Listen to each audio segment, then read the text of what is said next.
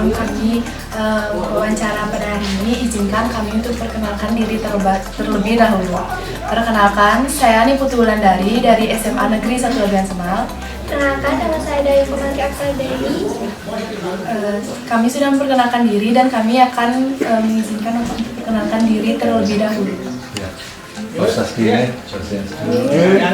Yang Swadika Putra, yang kelahiran ini. Sekian perkenalan dari kami dan untuk bapaknya. Wawancaranya kami akan mulai sekarang. Apa inspirasi Bapak menjadi seorang pelukis? Kalau inspirasi, kebetulan yang suka melukis itu sejak kecil. Memang hobi jadi tidak secara langsung itu tidak ada yang mempengaruhi. Memang kelahirannya memang suka seni ya. Dan kebetulan juga bergaul dengan karakter seniman ya. Apakah pekerjaan utamanya Bapak menjadi seorang pelukis atau gimana? Atau sekedar hobi? Awalnya pasti hobi dulu ya. Awalnya saya berkesenian menjadi hobi dan perjalanan waktu. Jadi saya itu tidak bisa lepas dari lukisan itu sendiri. Jadinya ya kita mengambil lukisan ya ini jalan hidup saya sebagai seorang seniman. Jadinya ini kerjaan tetap saya. Ya. Untuk berdirinya studio ini dari kapan ya? Ya, kalau studio ini berdiri sebenarnya dari tahun 2005 sudah ada. 2005, tapi masih sangat sederhana. Sekarang sih masih sederhana juga sebenarnya. Ya lumayan. Dari awalnya kan kita belajar dari melukis dari SD sebenarnya kan udah mulai terus SMP SMA dan dari SMA. Tapi untuk seriusnya dari tahun 2003-2005 kita. Apa yang paling menguntungkan menurut Bapak dalam menjadi seorang seniman pelukis? Kalau menguntungkan, kita bekerja itu berdasarkan hobi. Jadi pekerjaan itu ya sekaligus mendapatkan kesenangan, mendapatkan terapi kesenangan ya sebenarnya. Dan kedua kita mendapatkan hasil yaitu karya dan hasil berupa materi juga tentunya ada penjual. Lukisan ini pernah dijual? Kalau ini enggak, kalau yang dulu sempat ada yang Bapak pernah ikut melakukan pameran gitu? Hasil-hasil seni? Kalau pameran sampai sekarang masih aktif. Ya, kebetulan karya yang terakhir masih dipamerkan di Museum Metro di Ubud. Ya masih ya dipamerkan di sana. Di daerah mana? Kalau pamerannya masih di kemarin sempat di Kuta, sempat juga, tapi kebanyakan daerah Ubud yang di sana kan banyak museum di sana, belum kan bisa ikut serta berpamer dengan para senior.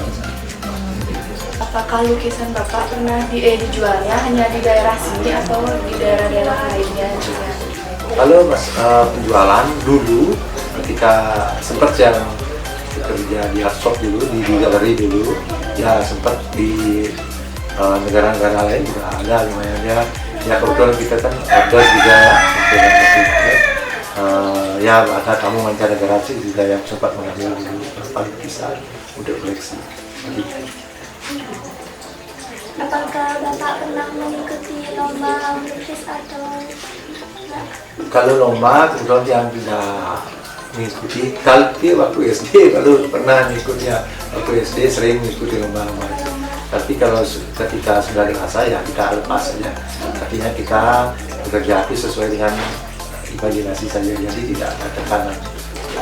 Untuk alat-alat melukisnya yang dibutuhkan apa saja? Ya, kalau alat melukis sih sampai sekarang kita tentu medianya kanvas awalnya, media kanvas, karena kertas juga ada beberapa dulu kanvas, dan kalau alatnya sih kita tetap menggunakan kuas dan lain sebagainya.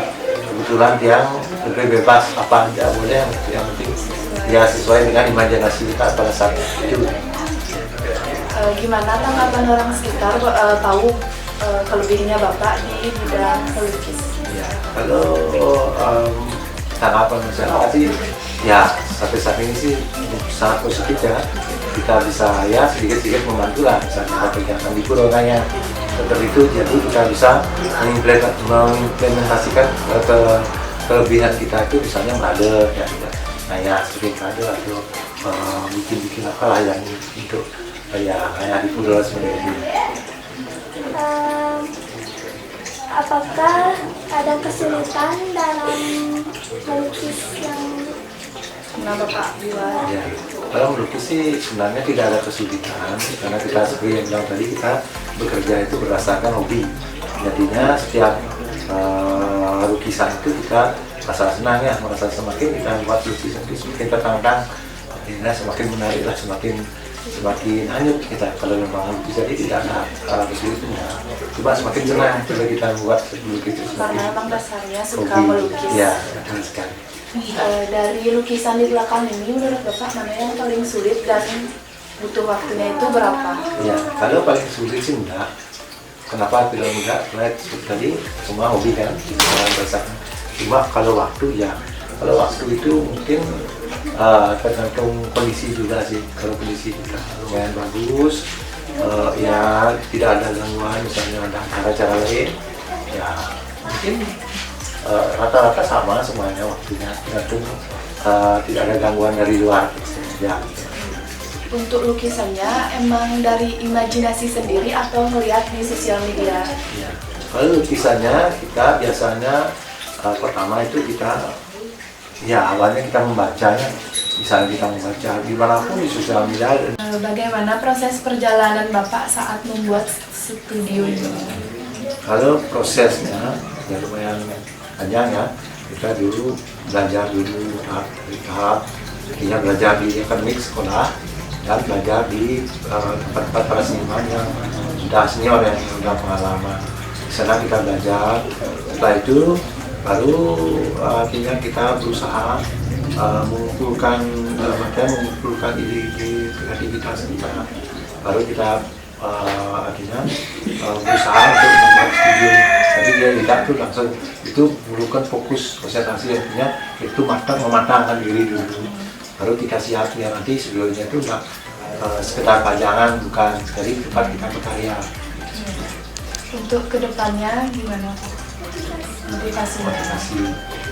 Kalau untuk pribadi sih tetap berusaha untuk membuat karya yang lebih baik dari karya sebelumnya. Itu motivasi utama. Terus yang kedua, untuk yang skup yang lebih besar lagi untuk kita, semoga dengan karya-karya saya dan karya-karya tersebut bisa menjadi kontribusi yang baik untuk masyarakat sekitar. Misalnya membuat pameran untuk anak-anak dan lain sebagainya, atau karya-karya bisa yang menghasilkan donasi untuk menjadi donasi untuk misalnya untuk anak terlantar dan lain-lain, jadi bisa didonasikan hasil penjualan. Apakah gini lukisannya emang dipajang di sini saja atau di luar ada? Ya, kalau untuk yang dipajang di sini itu lukisan koleksi pribadi ya, untuk koleksi pribadi ya. Di sini sekalian tempat kita belajar, jadinya kita bisa melihat perjalanan keseharian kita yang dulu seperti apa. Jadi kita bisa menjadikan sebagai cermin, makanya kita simpan beberapa koleksi kita di sana kita belajar. Lukisan yang pertama kali Bapak buat di belakang Niki yang mana? Ya, kalau lukisan yang pertama mungkin yang di sana ya, yang di pojok di sana masih belajar, artinya masih proses mencari bentuk di sana. Setelah itu baru masih banyak sih sebenarnya proses-proses yang lain, masih koleksinya yang sana. Itu pernah ditawar tapi nggak dijual, beberapa kali ditawar nggak dijual. Soalnya itu proses pembelajaran, ya biar ada ingatan jejaknya. Berarti banyak yang minat. Ya lumayan sih ada, cuma nah, mungkin ada yang lebih bagus banyak, tapi ada story-nya di sana, ada kesan-kesannya, jadinya sayang untuk dijual. Ya.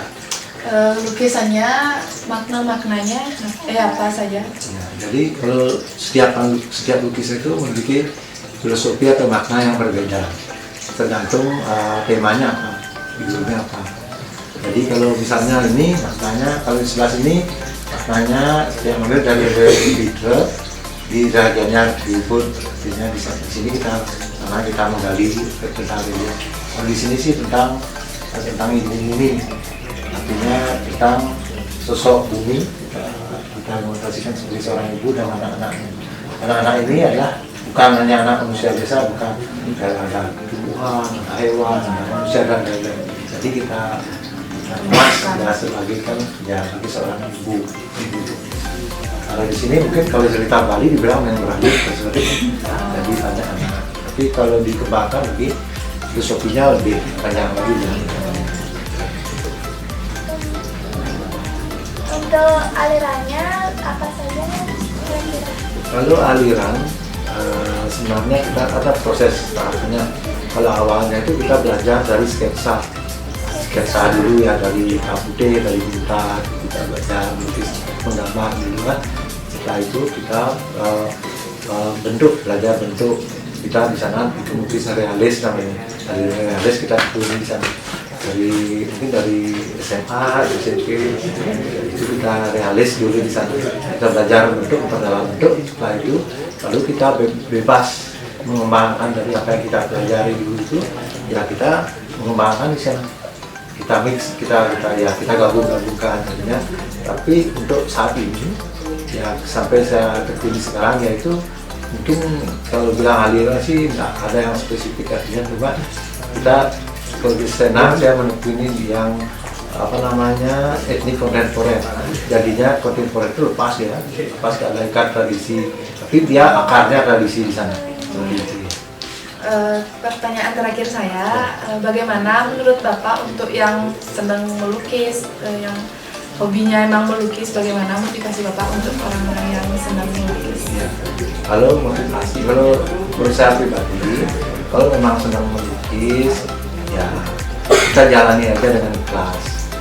Ya, jalan dengan ikhlas. Soalnya kalau melukis itu seni pasti, apalagi saat sekarang ini, apa namanya ujiannya lumayan banyak ya, terutama di sektor ekonomi yang tidak pendapatan.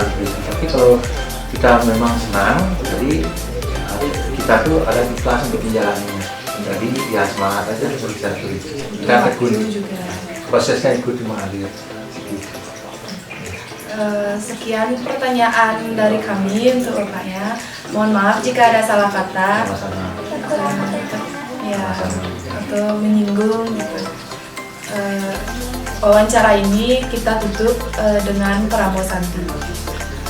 Om Santi Santi Santi. Biru Studio Jaya Jaya Jaya.